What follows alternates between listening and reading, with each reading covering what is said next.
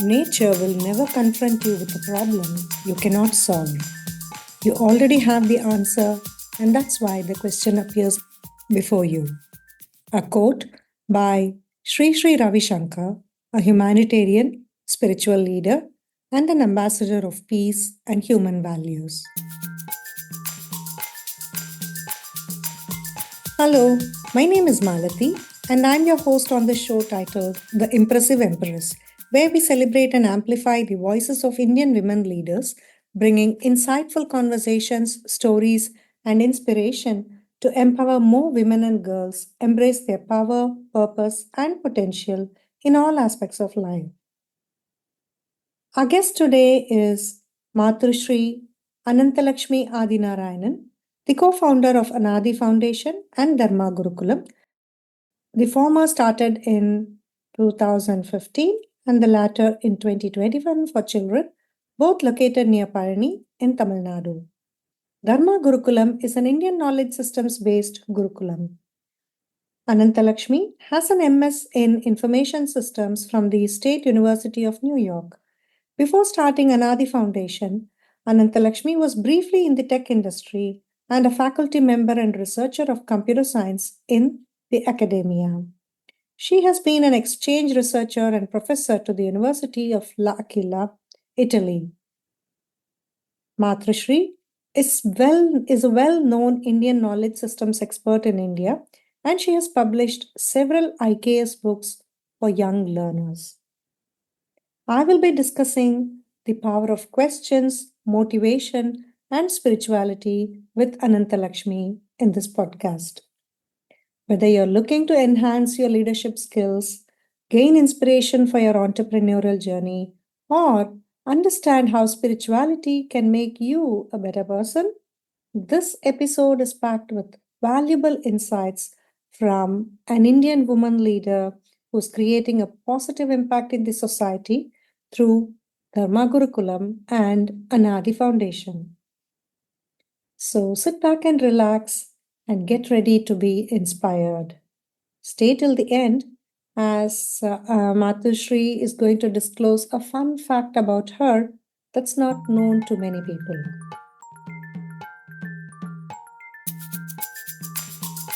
Namaskaram and welcome Ananthalakshmi ji to our podcast, The Impressive Empress. Here we are talking to women from various walks of life, trying to understand their inner journey to success, their journey on personal growth, talking about the skill sets and how it has panned out for them to do the positive work that they are doing. So I'm really very excited to talk to you today about your personal growth story that you are so gladly willing to share with our audience. Welcome. Namaste, Malapiji. Very happy to be a part of this podcast. We've been having phone conversations for quite some time, so very nice to be able to speak and share our thoughts here. Looking forward. Recently I read one of Tony Robbins' blog where he says questions have a lot of power, and the questions that we ask ourselves every day influences the way we think and act. The right questions can lead to inner freedom, he says. It's very fascinating how our subconscious mind can change our own reality for the better when we ask the right questions. I would like you to tell me what are some of the important questions that you asked yourself at every stage of your teaching career that helped you decide the path that you have taken so far. Be it as an associate professor at Amrita Vidyapeetham, or to being the visiting faculty at the University L'Aquila, Italy. I hope I got the pronunciation right. Yeah. Or your recent venture with the Dharma Gurukulam. What are the questions you have been asking yourself? So when we look at the Bharatiya tradition, the questions eventually lead to a quest of life. So, the Upanishads themselves, if you see, are the Guru Sishya Samvada in terms of the questions.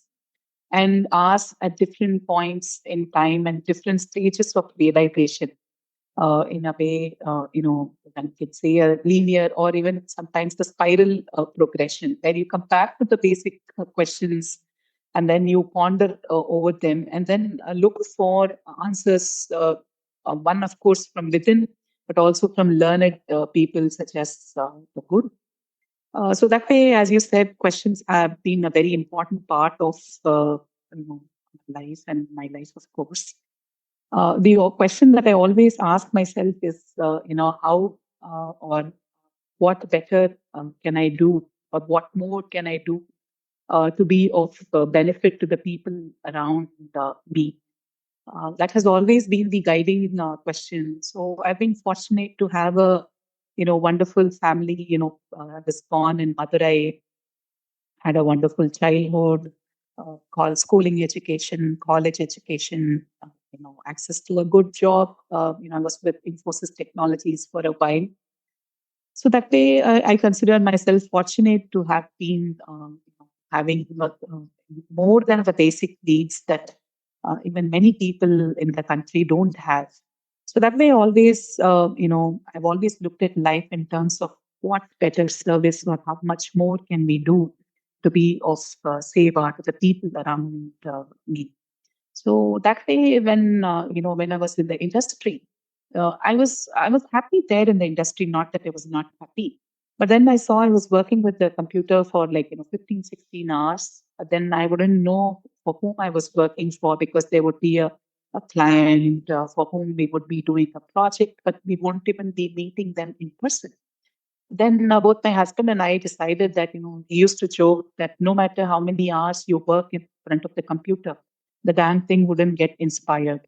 So we wanted a place where, versatile skills are getting used. That's why we transitioned to to academia. And over a period of 10 years, we had the opportunity to, meet and impact about 10,000 students. And we would take up roles not just in our classroom, but also in terms of, I used to, take handle yoga classes in the hostel, and then also after college programs, a lot of initiatives to even support free and open source software. Like my husband and I both are technologists, and do a lot of yoga, meditation programs, self transformation workshops, and all that, so that it is not just restricted to classroom teaching. So that way, we felt that, for after 10 years, we had our own students coming to our home, and then for deeper experience of life, that is when we felt the need that this message has to be taken to a larger, youth group. So I left the institution, and then we started Anaadi Foundation. And then in 2015, and Dharma Gurukulam, of course, we started in 2021. And now most of the work that we do is in the space of Indian knowledge systems, impacting the youth, the school students, the parents, who are all looking for inspiration and who all want to, nurture children who have a vision for the future, but at the same time are rooted in culture and tradition. So that has been the core work. But sometimes what happens, as I always say, even when you do this work, sometimes you feel that you're doing it only for a certain group of people. Then again, I ask this question, okay, what can I do to be of service to a larger group of people? Then we sort of rework on, working towards a larger base of people or newer initiatives, or even just offering my whatever time I'm available to other initiatives in other organizations, so that it doesn't always feel I'm working only for one place. So that has been my guiding thought process or question. As you have rightly said, the question that you have been asking yourself, it's quite very generous of you to say, what can I do? What more can I do? And that kind of eventually led you to start with Anaadi Foundation and then your own Gurukulam. Uh, it's more like that's traditional Gurukulam where students come and stay with you and you impart the knowledge from the Indian knowledge systems as well as the traditional or the modern sciences. It must have been, more like moving from the known to the unknown, from teaching the university students to now managing school kids. It's like moving from a place of comfort to one of discomfort. Must have also been quite risky and uncertain. I don't know how you felt, but it would have also come with a lot of challenges. How did you navigate the challenges, and what kept you motivated to, keep pushing forward despite the obstacles? Yes, so it's not a very typical path, as you may have seen. First of all, leaving the industry and then coming to academia, it means a lot of changes in the financial structure, so to say, and in terms of even the comfortable life that you lead when you're a software engineer versus you be in academics, engaged in research and teaching, and also in the industries of a different flavor, but the timetable, the education system is very different. So we did receive a lot of discouragement at the beginning, and but one beautiful thing is that since both of us, like my husband and I, you know, in terms of we share the same kind of values and thought process. So we never had to really calculate or put an Excel sheet saying how much money we will lose if money has never been the discussion. Not a day we have actually talked about money that way. So it has never been, the thought process has never been revolving around comforts or what we would lose or how risky financially it would be. So that discussion is not applicable to us that way. But nevertheless, in terms of when we transition from Amrita University, it's a very comfortable, place in terms of your next day timetable is certain for sure that way.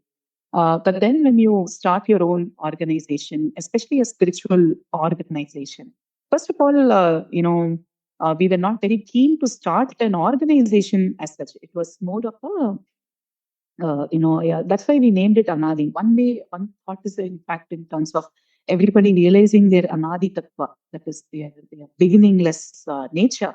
But the organization also does not have a characteristic beginning that way. Because whatever, I used to be part of on campus in terms of being of service to the student community, that is what we sort of extended and then it became Anaadi Foundation in a way. There it was more of computer science and spirituality, but here it was for deeper spiritual processes that way. So that risky in the sense that we started with no financial backing as such, or not many contacts who had similar efforts that way. Even when we started the Gurukulam concept, of course, throughout Bharat, there are a lot of Gurukulams. But if you look at it, it is not as many as the regular, the mainstream schooling system. So even around that, if you see it that way, of course, there can be a lot of uncertainty. But the way I've grown up in life, thanks to my parents, they have never instilled any sense of insecurity in my mind. What will you do for your next meal, or how will this be after 5 years? What will you do if it fails? These are the questions that never my parents asked. Whenever I wanted to do something when I was a child. Of course, they would have some. When in India you would see parents will have a ready-made solution for you. You are not the big innovator in that aspect. They would say you take up engineering. Okay, I'll take up engineering. You go to this college. Okay, fine. Let me go to this college. Okay, you can rebel here and there, but largely it is pre-planned kind of. But then it was very important that my parents didn't instill any sense of insecurity in my mind at different stages. So even when I took these bold steps in terms of transitioning from the industry to the academia or to this, of course they had their own questions, and but they were always supportive of this whole process. They would say, okay, no problem. If you, in fact, their roots are in Madurai. They transitioned from wherever I went. They also came with me to support this whole process, taking care of my children. The same with my own in-laws as well. They never instilled a sense of insecurity in my husband's mind right from childhood. So that way, whatever we took, we never saw it as a very calculated risk or a risk impact. It had to be done. If it has to be done for the society, and if this instrument is, prepared for that, we should do it. This has always been our thought process. So that way, the concept of risk or anything didn't really cross my mind. Somehow I felt it had to be done. Of course, as I told, more has to be done. Whatever little bit is happening, it never seen the risk to me. And that also comes with the exposure to, I feel, spiritual texts, be it the Bhagavad Gita or the Mahabharata, Ramayana. When you look at Rama, when he went to the forest, he did not throw tantrums there. Right? He just accepted it gracefully. But it was almost like he was looking forward to go to the forest. Yeah. So that's the spirit.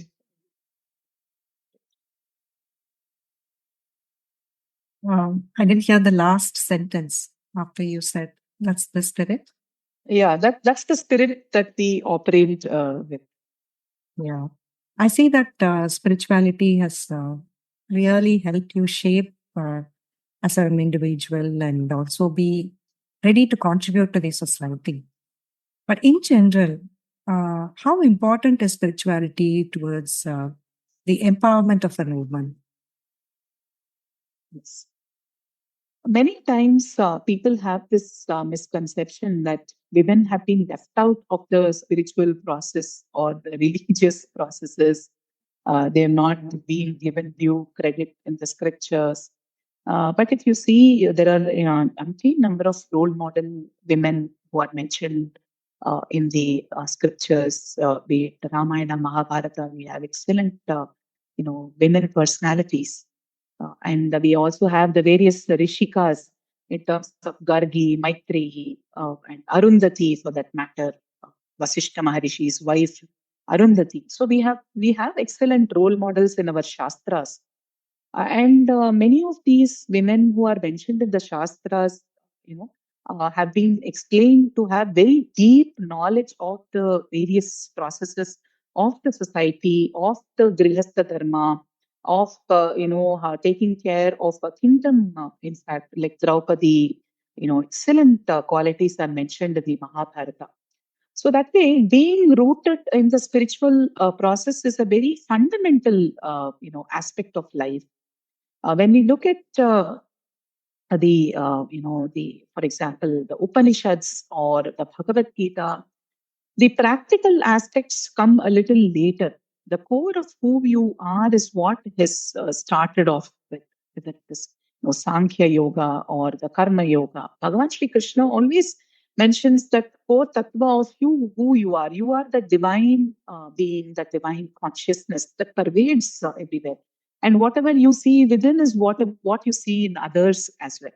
So when we operate from this kind of a spiritual thought process, then whatever outer manifestations are there in terms of your daily activities, your contribution to your family, your society, or even for your own personal growth, it will always have that spiritual basis to the whole thing. On top of that, you can have a good life in terms of you can enjoy life, you can have good money, not a problem. But then what happens is that there is always a sense of fulfillment. You don't go into a confused path and then wonder, why did I get into this, or I'm not meant for this, or this is not meant for me. Oh, I incurred a great loss by just pursuing this.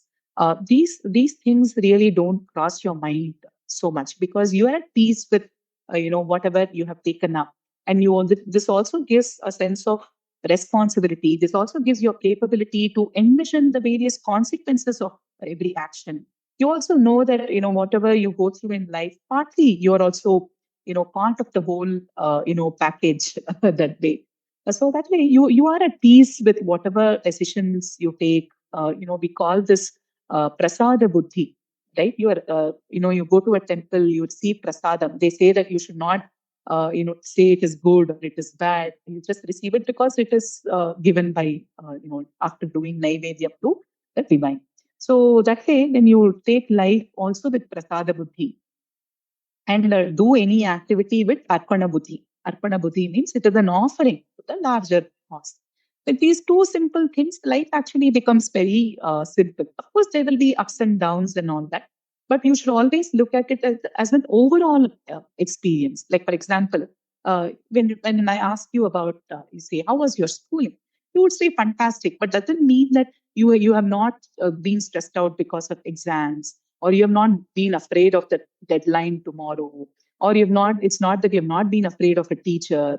But then today, when I ask you, you will just recollect saying, yeah, overall, it was a really fantastic experience. So if that bhava can be brought forth to your life as well, then we won't be really worried about those everyday battles that we fought or the fears that we have. Overall, when you look at it, life is always very positive and promising. So that in that sense, the spiritual foundations really help. It's truly a blessing to uh, be rooted in spirituality. The way you have mentioned to first understand who you are truly as a person, and then understand what you can contribute to the society. And having this prasada buddhi and arpana buddhi is all lovely concepts that you have shared. But Ananthalakshmi, as a person, what is the one big failure that you have encountered in your life, and how did you overcome it? So one big failure, failure in the sense, okay, I'll have to sort of think about what I really looked at as a failure. Of course, in terms of, for example, there would have been many aspirations which were not fulfilled. Like, for example, say, I wanted to take up something related to biology and medicine during my school days, but of course, I landed up being an engineer. In between, I also wanted to go abroad for higher studies, but somehow that didn't happen because of that point in time there was so much happening abroad in terms of recession and all that. So those kind of aspirations, of course, those practical aspirations, were not fulfilled at that point in time. But now, when I look at it, I really don't think they actually matter so much, because now life is very fast, not giving much time to sort of brood over the past. Every day is an exciting day, and something that I can look forward to. But of course, in terms of failure, I can may not be exactly a failure, but I can talk about it as a limitation, or as the process of growth. So when I transitioned from the industry to academia to sort of running my own organization, yeah, I was not really prepared with the nitty-gritties of how to do each thing. Like, I was not trained to be a professor, in the sense, people typically go through, training, like through research or do a course or whatever it is. But I had the passion, I had the interest, and I had the sort of capability to do that. So it took a while, to sort of adjust to that role. So those, and then when we started the organization, it was more in terms of how do we actually take the spiritual thought process to and inspire a lot of young people. But then, of course, when you build an organization, there are so many dimensions to it. So that way, nobody in the family has run an organization on both sides. So everything was a new experience. So there, I'm sure there had been a lot of limitations and pitfalls in how we do things or how we did things in the past, which now we have largely overcome by understanding more about running an organization.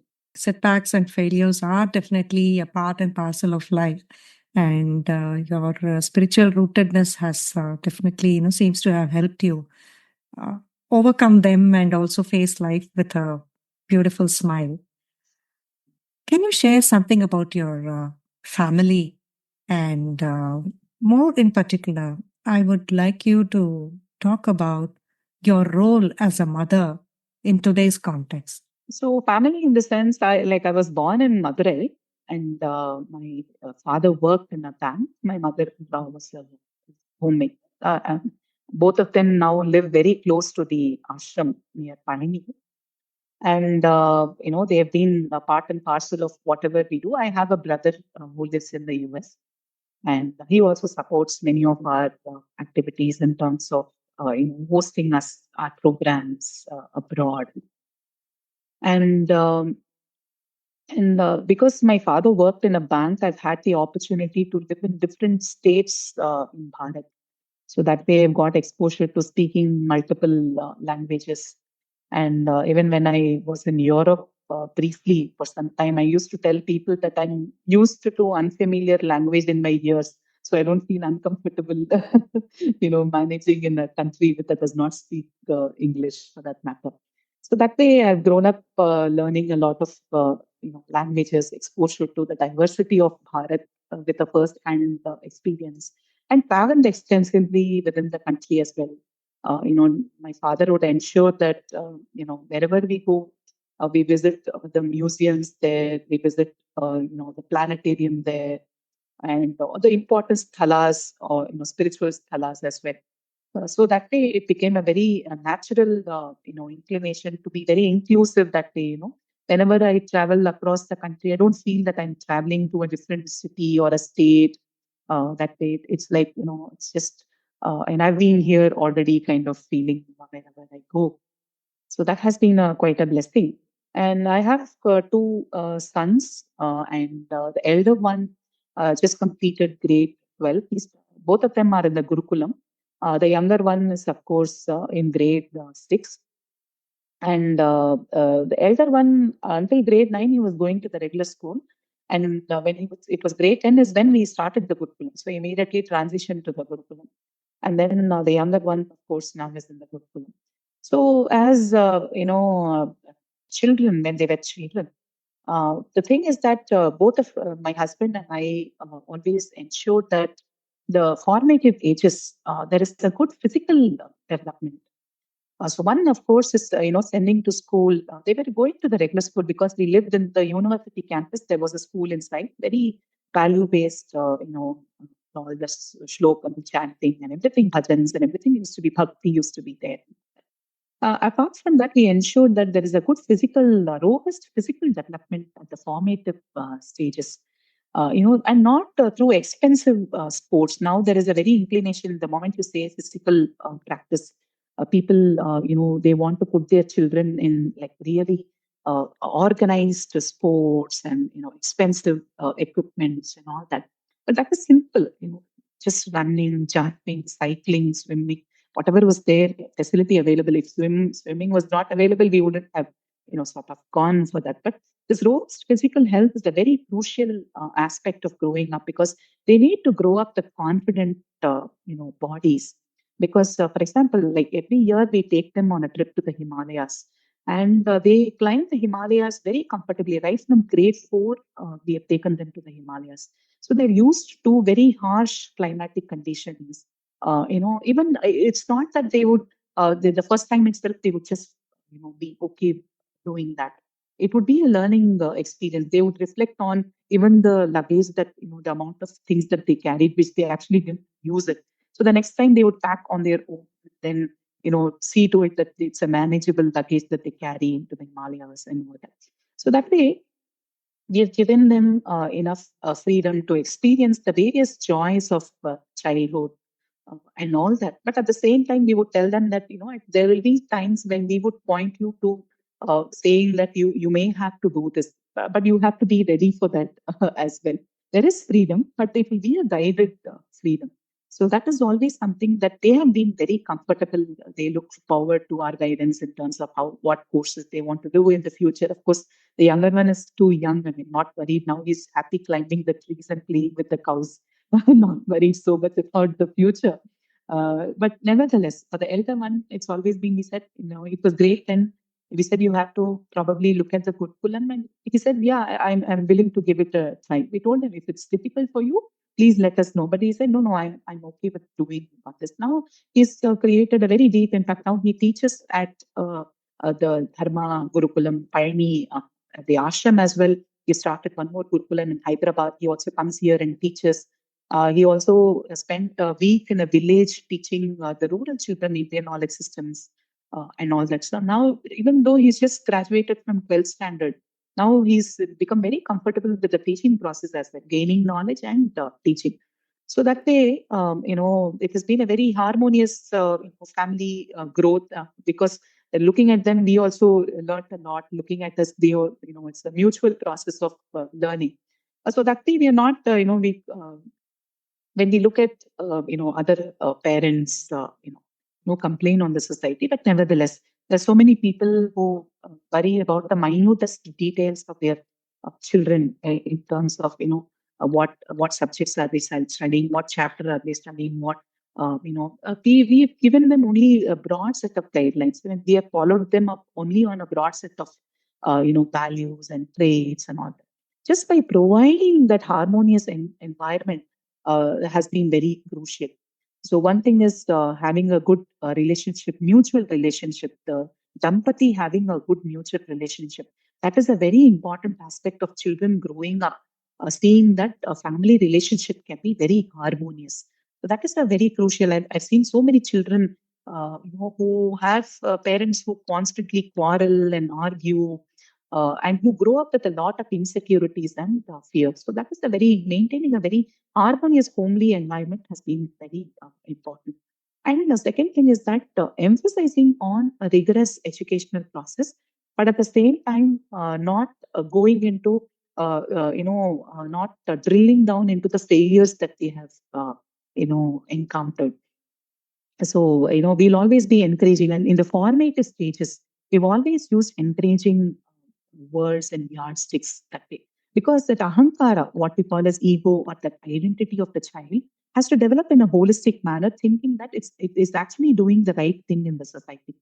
Otherwise, if we, in the name of feedback, if we keep puncturing that ego in terms of you did this wrong, this was not the right way to do it, or you could have done it better, or you could study better, look at the other person, they have scored so many marks. These have never been the conversations at home. So that way, the child develops a very positive image of oneself. And after that, after they grow, say, for example, when they are about 12 years or later, then when you give them constructive feedback, then it becomes a very, easy way because by then you would have already developed a very positive relationship with your child. Then they take up, feedback and criticism in a very objective manner. And then the parents also become more, we as parents also became more open to, even if they say no, we say, okay, we evaluate it accordingly. Yes, the child is not comfortable doing this. We should not probably force them to do. For example, the elder one likes to take up organized work. The younger one, if you put him in a music class or a dance class, that will be the last day he will, in fact, take up sing or dance for that matter. So we've said, okay, this is the way he is. I think he should be allowed that freedom, though he's talented in music and dance, but he can't take it up as an organized, pursuit. So we do recognize that if there are two children, or even if you have 10 children, each one can be a different person.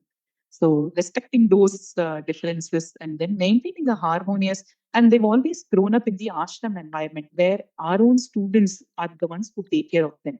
So the more than them being our children, they are like our grandchildren because our students are the ones who are our children and they take care of our children. So typically in an ashram, in the ancient days, if you look at it, the guru will be there, the sishyas will be there. The sishyas are the ones who impart all the knowledge to the children of the guru. So in that sense, we've been fortunate to have our own students and disciples at the ashram who take due care of our children. This is very beautiful the way you put it. I'm kind of getting a little bit jealous here, simply because we don't have a Gurukulam system here. But nevertheless, I mean, a woman really has to understand what she's good at and go about doing that. What are some of maybe, let's say, 3 tips that you can share that would help the woman actually understand and forge her path? So one thing is that uh, you might be good at different things, but it will take a while for you to figure out what you are good at. So there is you should not shy away from experimenting with things. See, when you do take up research, careers, for example, it takes a while for you to even narrow down on what topic you want to actually do research on. You read a lot of papers, you talk to a lot of people, and then it takes a few years to even narrow down on the research topic that you're going to work on. So similarly, when you apply it for life as well, there might be some things that you feel are good at that point in time, but then you experiment with it, then you feel it's not good for you, or you're not good at it, or whatever it is, or you may not pursue it long term. Those periods should not be considered to be waste of time, because everything is a learning experience. That's how I've always looked at it. At some point, I would have picked up, some thing that I did very passionately. But then I felt that, okay, going forward, that is not the thing that might be useful for the future. So I would just be comfortable dropping that. So that also you need to be comfortable. If there is something, some part of you you have to shed, whether it is your weight or whether it is your trait, you should just be comfortable, shedding that, because that is who you are. Just as a butterfly is, emerges from the cocoon, it goes through so many layers of changes, which you call metamorphosis, and it has to shed, different things before it actually becomes a butterfly. So that way, shedding these things also one should be ready to do, not holding on that. See, at that time I was such a beautiful singer, now I don't even get to sing in the bathroom. That there can't be so much repentance about your life. Now this is who you are. You are probably doing, say, some tech work. Say, for example, you are a techie now. You don't sing anymore, but that's who you are right now. Maybe you just keep the passion alive and pick it up whenever there is an opportunity, instead of regretting and then feeling very bad about all the past things or what you have to let go of. So that way, let you feel more comfortable and more at peace with whatever you do. And the third thing is that, there will be core principles that you may have to hold on to, but there will also be some things that you have to let go of. Both should be balanced as such, because as women, the way, though society has changed a lot from those times, but still there are certain expectations when you perform the role in a family, in an organization, in the society. So that those core principles we might have to hold on to for the betterment of wherever we are. But at the same time, you might have enjoyed a lot of freedom at certain point in time, but when you take up certain roles in the society or in the family, you may not enjoy the same kind of freedom. Freedom in the sense, you may not be able to do the same things that you were able to do at those point in time. So at that time, you just be comfortable to just say, okay, this is my new role, and this is what. And what I've always done is that whatever new role I pick up, the launch is quite fast that way. So it means that I've almost, what I've picked up the skills from the past, but I just let go of the past in terms of those roles. I don't hold on to it. So it is up and running from day one onwards. So that has helped me to quickly, achieve whatever little bit I can say and achieve till now. This is so profound, and it's going to be really useful. Experimenting the 3 points, maybe I would just recap, and please correct me if I'm wrong. So experiment with life, and be ready to let go of whatever is not needed at that point of time, as you're moving on your journey of personal growth. And the last point would be comfortable with whatever stage of life you are, and don't hold on to the past, irrespective of how beautiful the past should have been. Start from where you are always. So that would help you surge forward. Thank you. This has been really wonderful. Uh, I'm sure maybe because of this attitude of yours that you have been able to wear multiple hats. Like you're an author, you're a blogger, you're a researcher. You founded the Dharma Gurukulam and the Anaadi Foundation. You're also a mentor. I see that you're also part of the Atul. Utter Tinkering Labs.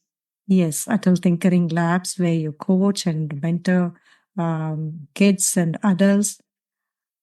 You're bringing a lot of innovation and strategies to the curricula, and also to teaching. Of all these roles, which one is the most dear to you? The most dear to me is in terms of just being with myself in a bit of silence. That is something that I hold dear and near.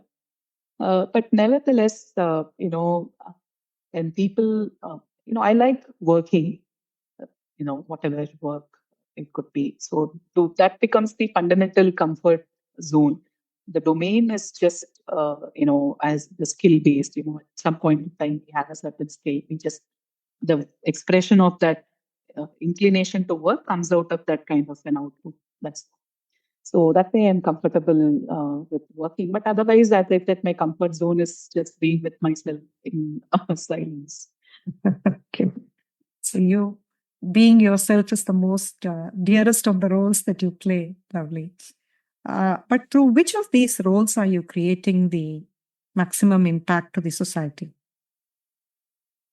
I do see that the working with children, is definitely an important aspect. Of course, my own children are growing up in the Gurukulam. There are more children as well. And both my husband and I see them as people who would take these knowledge systems forward for the future as they receive a very good grounding and rigorous training in these knowledge systems, but at the same time, a stress free environment that is focused on the development along the Panchakoshas in terms of Annamaya, Pranamaya, Manomaya, Vijnanamaya, and Anandamaya, the physical aspect, the vital dimension, the emotional dimension, the intellectual, and the spiritual and aesthetic dimensions. So that way, we do see that the children who are going through this education will very soon become very important people in the society who will be change agents in the society. When I say important people, it's not like they will be, of course, they will be well known in their own ways, but important people in the sense the impact that they will have in the society. They will be change agents, is what both of us believe. And that I see as the very crucial work that we are doing at this point in. How does the future look like for Ananthalakshmi? Future, it has always looked positive, but there's much more that one can do. So it's a constant process of reprioritizing and then sort of consolidating work so that one can also engage in newer and newer things, expand one's impact on the society, and also be able to spend enough time learning newer things. And of course, spend time with the meditative processes as well. So it is about all these dimensions. That way, the future looks bright, not just for me. Of course, I already feel fulfilled. The future definitely looks for a brighter for the children of today.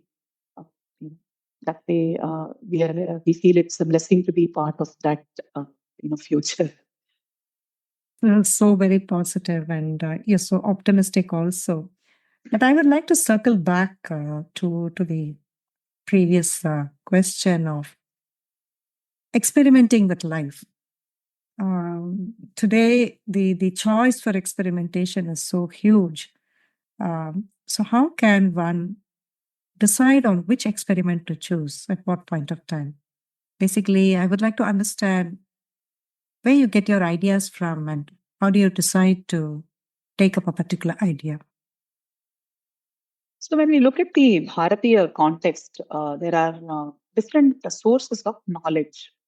So the four important ones are Pratyaksha, Anumana, Upamana, and Shabda Pramana or Agam. So Pratyaksha means it is direct perception of cognition or direct experience. Anumana is inference. So when there is no scope for Pratyaksha, you draw inferences based on whatever you're able to perceive at that point. Upamana is learning through comparison and analogy or examples. And this Shabda Pramana is learning through the words of the rishis and the experts in the field who have who have the first-hand experience. So when we talk about,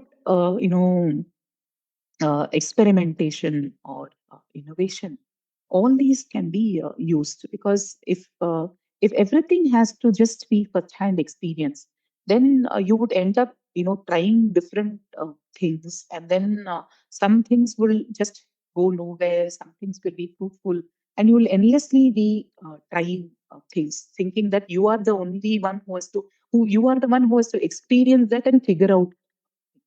It is like, in the childhood, we would poke our fingers into the fire, no matter, how much they stay. But then we realized that, not everything you need to poke your finger into.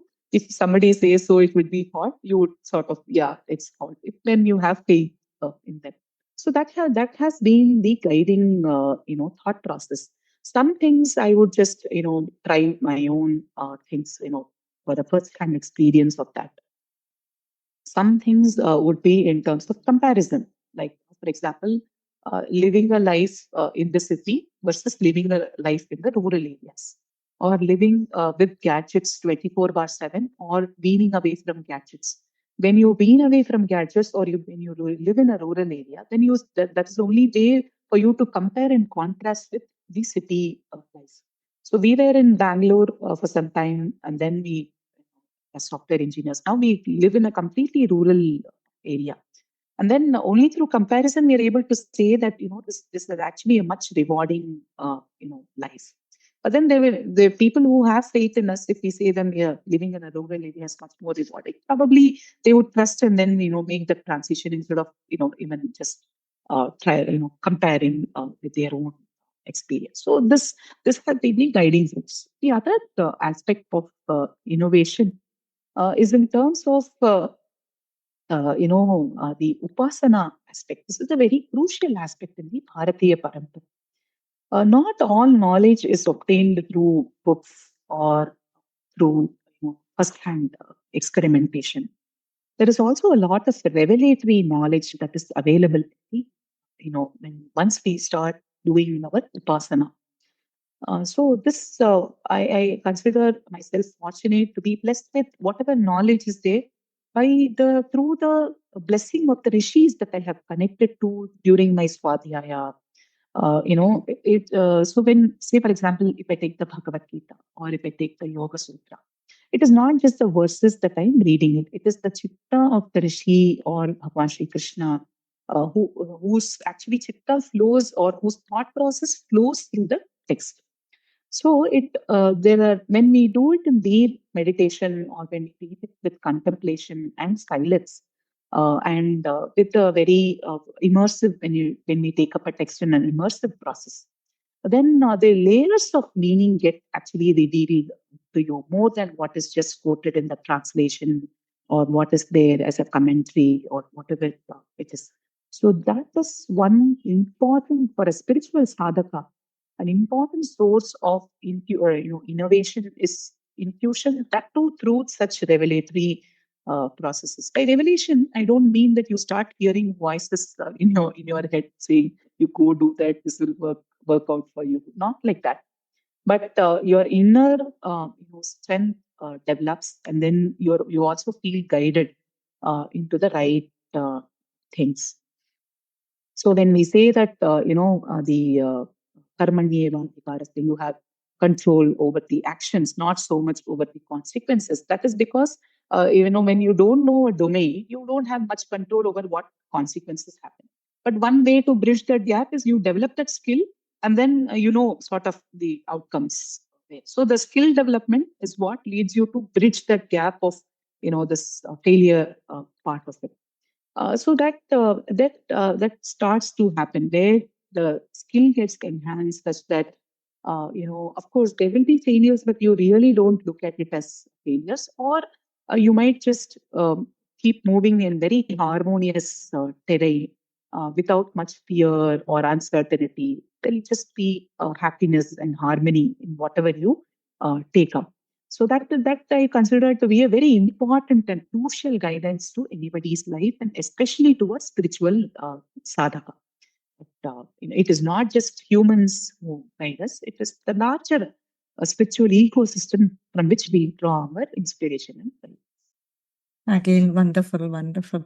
But can you share one specific instance in your life where you had, say, three, four ideas and you chose a particular one based on these four kinds of knowledge that you just shared with us?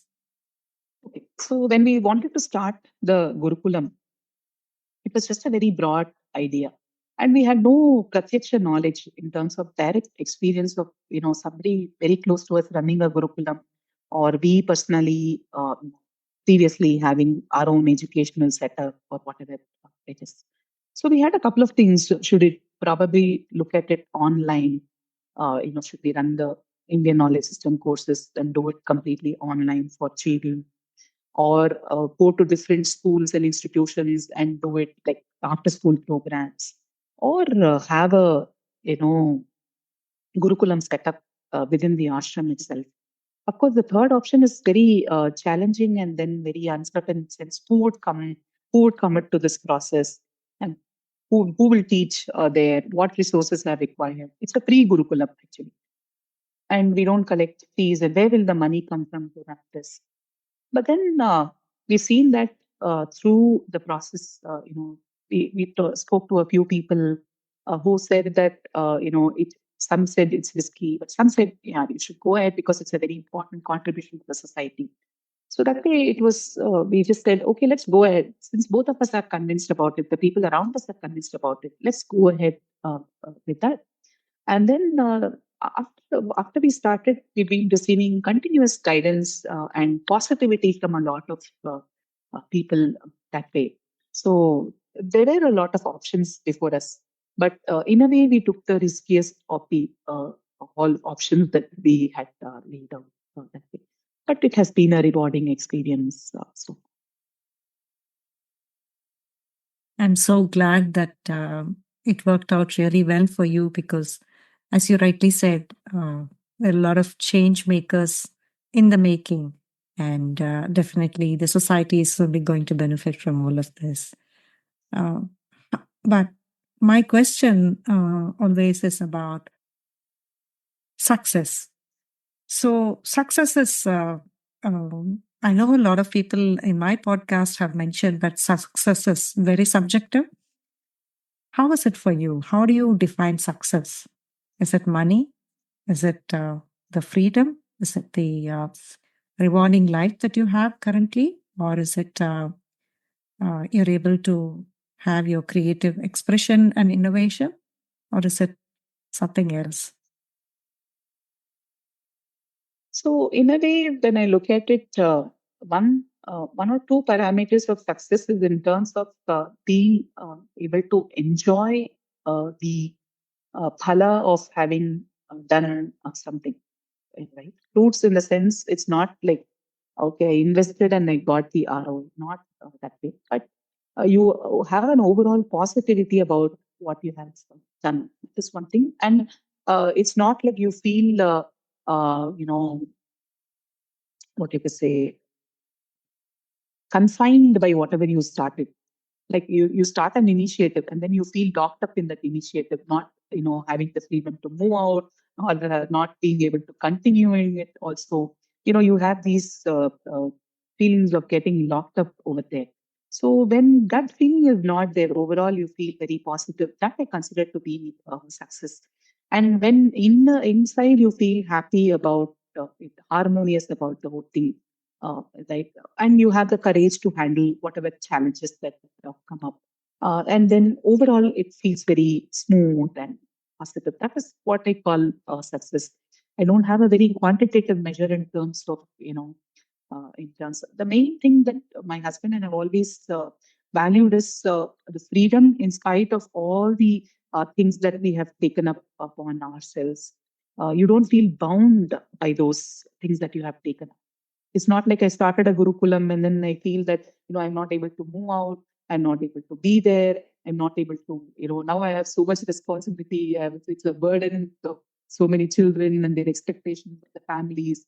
But if you don't feel bound by that, you still feel that you are free, to do, then I feel that it's a success. And that way we feel fortunate to have enjoyed the success in different initiatives.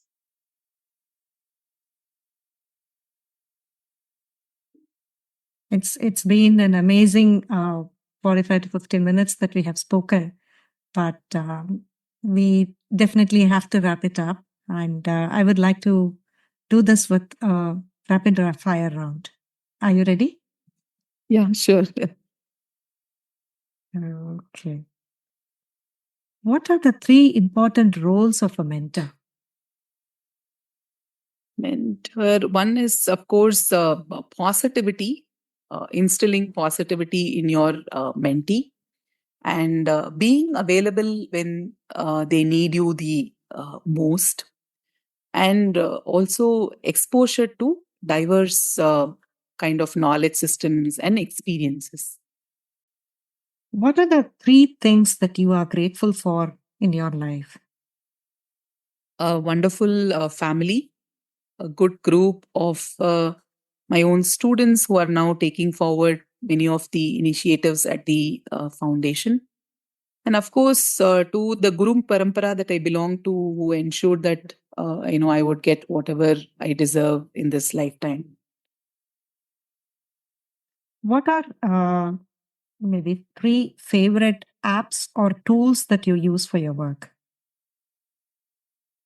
Of course, one is the Google Docs. Most of my work is on the cloud, and I also have these to do apps like Google Keep or Google To Do, which help me to set reminders. And of course now GPT is there, which helps me to sort of crystallize certain thought processes or even write some code for that matter. Lovely. So you are using your software skills to some extent, right? So what's the one word that would describe your leadership style? It could also be one sentence. Okay. One word, quick. Quick Sorry. in the getting things done rapidly. Okay, cool. Could you share a fun fact about you that not many people may know? I used to be a good, mimicry person during my school days. Okay, lovely. So, with that, we conclude this wonderful and a profound session with you, Ananthalakshmi. Thank you so much for sharing all the wisdom that you have shared with us so freely. I hope many people find this quite inspiring, and it's just not wisdom, it's practical wisdom. And thank you so much once again for taking this time and being with us today. Have a lovely Thank day. Thank you, Malti ji, for this wonderful conversation. I enjoyed it really a lot. Namaste. Thank you. Namaste. With that, we conclude this episode of the Impressive Empress podcast. Ananthalakshmi's journey is intertwined with positivity and spirituality and filled with questions that have become the quest of her life. I hope you found this conversation as inspiring and insightful as I did. If you enjoyed today's episode, be sure to subscribe to the Impressive Empress podcast on your favorite podcast platform. And don't forget to leave a rating or a review. Your feedback would be the inspiration I need to bring more such stories to you. Got a question that you want me to ask our next guest? Do write to me at empress@bhogya.online. That's EMPRESS at BHOGYA.online. Until the next time, I'm Malati, and this is the Impressive Empress podcast.